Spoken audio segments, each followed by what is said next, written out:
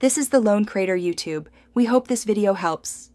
In this video, I will explain how to replace motor mounts on a Nissan Altima. First, gather your essential tools like a reliable jack, sturdy jack stands, and a complete socket set. You will also need a torque wrench to ensure proper fastening. Understanding the function of motor mounts is key. They absorb engine vibrations, providing a smoother ride.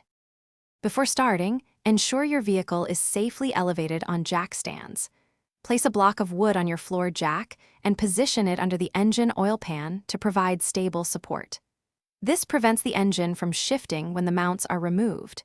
Now, locate the motor mounts and carefully unbolt them, noting their orientation for reinstallation.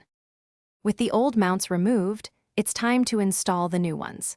Carefully align each new mount and insert the bolts by hand to prevent cross-threading. Once all bolts are in place, gradually tighten them. It is crucial to use a torque wrench and tighten each bolt to the manufacturer's specified foot-pounds to ensure safety and longevity. After torquing all bolts, slowly lower the engine, allowing it to settle onto the new mounts. Double-check all connections and ensure no tools are left behind. Take your Altima for a test drive to confirm the new mounts have eliminated vibrations and improved ride quality. Remember to check the description for links to tools and other great deals, including those fantastic darn tough socks with a lifetime warranty. Thanks for watching.